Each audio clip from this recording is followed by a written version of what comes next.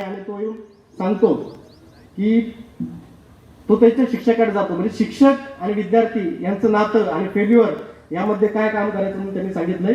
ते असं म्हणतात, ओळखलं का सर मला, पावसात आला कोणी, कपडे होते कर्दमलेले, केसावरती पाणी, क्षणभर बसला, हसला, वरती पाहिला, गंगामाई पाहुणे आली, गेली घटत राहून, माहेर वाशिन पोरी सारखी चार भिंतीत नाचली.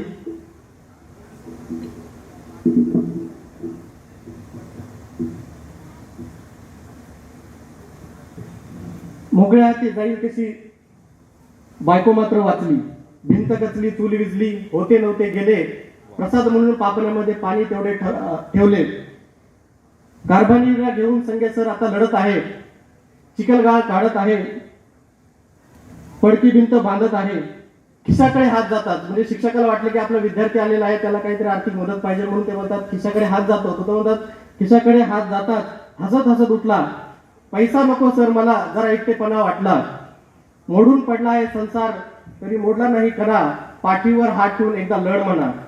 तेव्हा आयुष्यात लक्षात ठेवा, ही कविता मला आयुष्यभर प्रेरणा देते. त्याच्यामुळे तुम्ही ही जी कविता आपल्या विद्यार्थ्यांच्या मनात रुजवा. कारण ही कविता असे की फेल्युअर त्याच्यामध्ये कसं उठून उभं राहायचं आणि कसं लढायचं आणि शिक्षकाचा रोल